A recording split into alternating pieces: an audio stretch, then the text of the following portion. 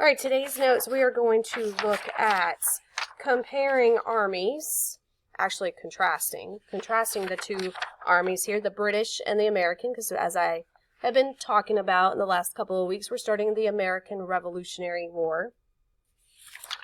And then the other side is going to be these little battle scorecards. They kind of look like the boards at basketball or football games with the home side and the away side and who's the winner. And we'll look at a few early battles in the American Revolution. All right, let's start with the comparing armies side. Okay, so the British Army had about 60,000 soldiers, and they were well trained. These were professional soldiers.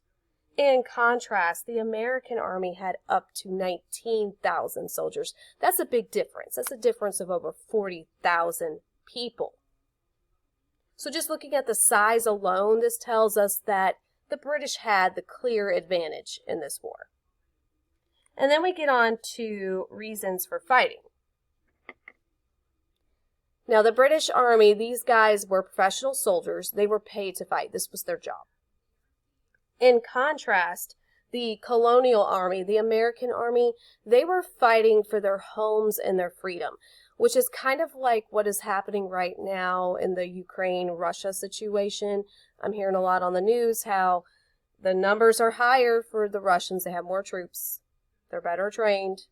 However, you have Ukrainians that are fighting for their homes and freedom, and that gives them a stronger reason to win than someone just doing it because it's their job. Training. The British were well trained to fight in battles.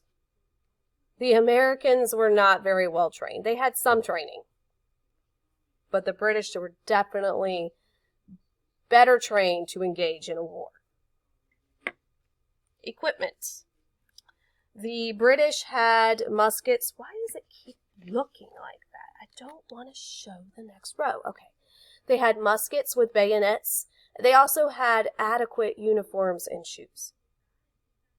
In contrast, the Americans had long rifles, which were actually more accurate. So I would say as far as the weapons here, the Americans had a slight advantage. However, if you don't have enough shoes, that's a really big problem. Not enough shoes and uniforms was a huge problem. So in this one, it's kind of like a draw. We have better weapons, but we have better prepared in terms of attire and shoes with the British. All right, last category, support by citizens. And we just talked about the difference between loyalists and patriots. For the British, they had the help of the loyalists. The colonists, of course, had the help of the patriots. However, back home across the Atlantic Ocean, across the pond, we say, the citizens in Great Britain were not fans of this war and in general did not support it. And the patriots over in the colonies did support, just like the loyalists in the colonies supported. However, they were giving things like blankets and food and things of that nature because that's what the American Army desperately needed. All right, let's flip over to the weird scoreboard things, which are cute. I think they're cute. Okay. We're going to first look at Lexington and Concord. If you haven't cut and pasted, you can go ahead and cut and paste it. Doesn't matter the order, but we are starting with Lexington and Concord, so make sure you're on the right box. So the colonists are the home side, obviously, because we're fighting. The American Revolution was fought in the colonies, and it's their turf that they're fighting for. And I went ahead and marked out these lives lost and put casualties because maybe with the exception of this one, the other scorecards are looking at people killed and injured, and we would call that casualties. Casualties would be people who are killed in fighting or injured so that they cannot continue to fight, but not necessarily dead. Okay, so the winner of this battle, Lexington and Concord, was the colonists. And let me see what day we did it. I'm not sure what day we did the reading on Lexington and Concord last week, but we did read about it. The colonists lost 8. They had 8 casualties. The British had 90. That's a big difference. And the clear winner would have been the colonists from this battle. Let's move on to Fort Ticonderoga, which is located in New York. And this one, incidentally, there is an American aircraft carrier named the Ticonderoga. That might be important for later. Anywho, this one was a battle for a fort, control of a fort, and actually no battle really took place. There wasn't any real fighting.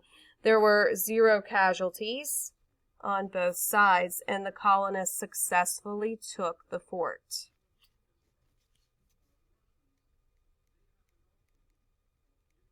Moving right along to the Battle of Bunker Hill. Okay, so this one I'm sure you're looking at it going, that doesn't look right. The colonists had about 400 plus casualties, and the British had 1,000 plus, more than 1,000 casualties. Well, how did the British win? Well, what actually happened was the colonists ran out of ammunition. They could no longer continue to fight. And so even though they lost less, they had to give up because they didn't have the means to continue the fight. And so the British won by default because they were still ready to fight and wanted to continue to fight.